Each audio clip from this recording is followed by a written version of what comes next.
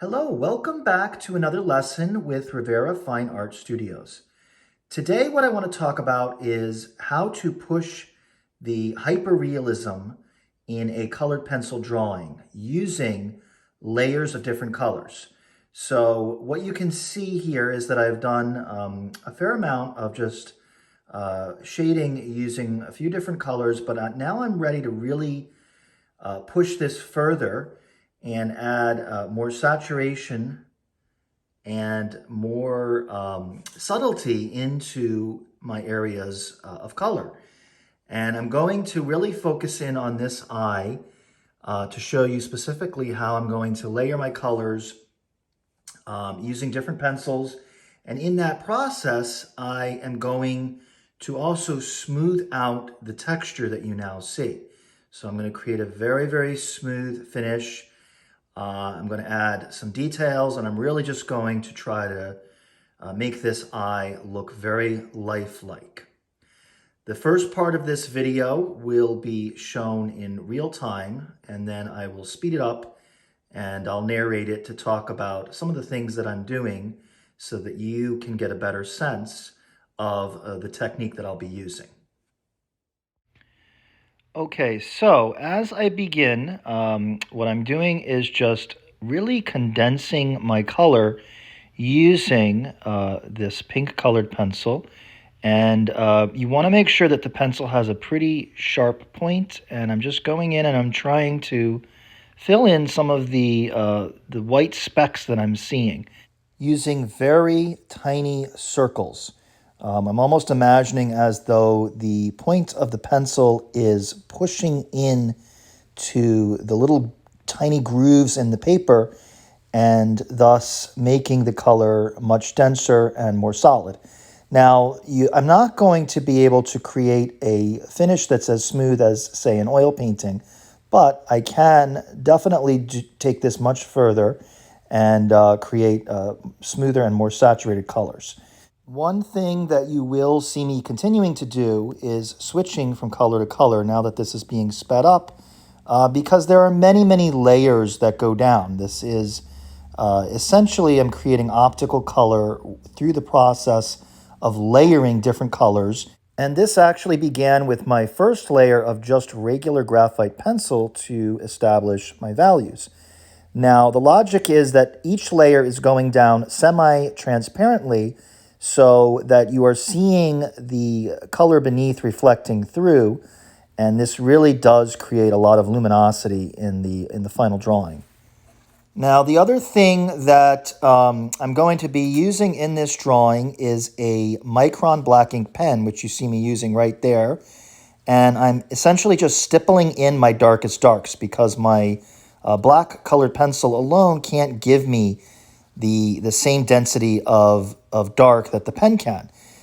So you see I'm just using very tiny dots, and then I'm periodically going over that with my black colored pencil and just shading right on top of the black dots to essentially smooth out the tone. So I've slowed down the video once again just to show you really how carefully I'm applying my color. One thing that I want to make very clear is the amount of time and patience that it requires to develop a drawing like this. There's nothing quick about this. It's really about observing and making very subtle adjustments in the color with each layer.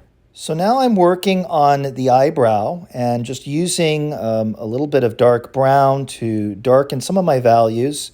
When I work on textures such as hair, I really look for light and dark shapes. And looking at the eyebrow, I can think of a certain portion of that as kind of turning a little bit into the socket. So the hairs in that area are going to be falling more into shadow. Just coming back to the tear duct now, I'm trying to soften some of the transitions around this little skin fold. So even something like this, it's a subtle detail, but it's really important to think about how the skin kind of wraps around the form of the eyeball, and there's a slight elevation to the skin right around this tear duct. So I've just sped the video up once again to show a little bit more content. I am essentially just working on the shadow around the nose, making it darker and a little bit warmer using this very deep red. This is an alizarin crimson, and for the most part I use colors produced by Derwent. I use their Color Soft colored pencils, but I do have an assortment of different colored pencils that I use. So I have the Derwent Color Soft. I also use the Inktense. I have some Staedtler Mars colored pencils as well. So I really do have a large variety of colors, which I've collected over the years. And this just gives me a very wide range of colors to choose from. So I just wanted to take a moment here to talk about some of the classes which I offer. If you are interested in content like this, I offer very in-depth classes on techniques such as this, and I do that both through Zoom. I have live classes, and then I also have an online school. So if you're interested and want to get more information on that, please visit my website, which is www.riverafinearts.com. That has all of my ongoing Zoom classes. And if you're interested in pre-recorded classes, you can check out my online school, which is www.riverafineartstudios.thinkific.com. I will also provide both of those links in the description below.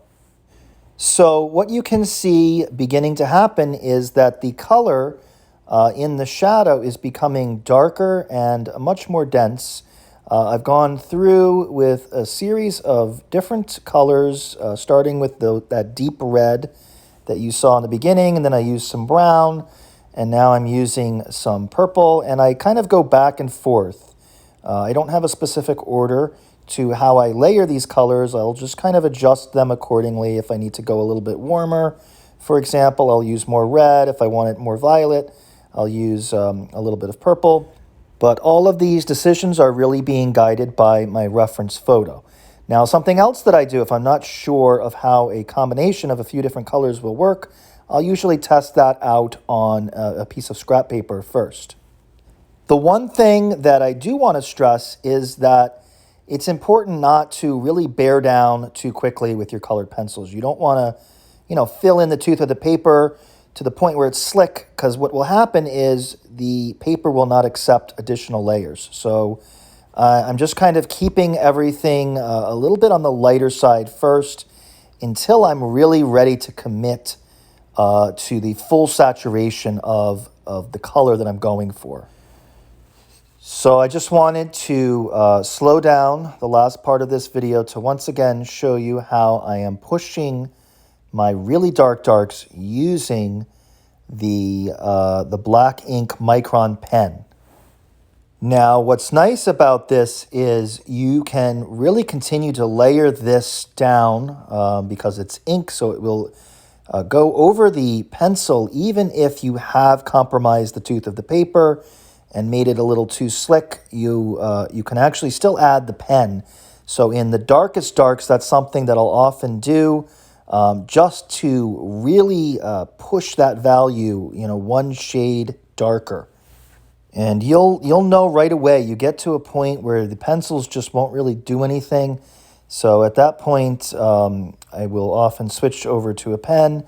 And I'll do that in areas like the nostrils or the pupils of the eyes, things like that, where I want a true dark, something that is really approaching a pure black. Now, in this drawing, I haven't quite reached that point where the pencil won't still stick to the paper, so I am able to go back over that once again using my alizarin crimson to make that a little bit warmer.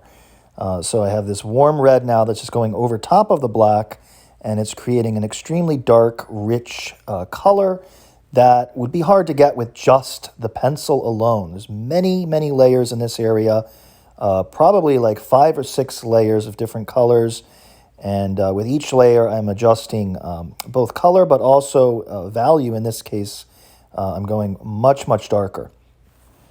Something else which may happen, and it does seem to be happening a little bit in this drawing, is if you are applying the pencil over the ink before it's dry, it will blend a little bit with the ink. It almost creates sort of a more blendable surface, so you can kind of take that darkness and smear it around a little bit. You want to be careful, though, that you're really controlling how much you're smearing that. I don't want to do a lot of that. I don't want to end up darkening this area too much. So you just have to do that very cautiously, and that's exactly what I'm doing here. Okay, so I think I am about ready to wrap this video up for today. I hope you enjoyed the content. If you did, please like and subscribe to my channel.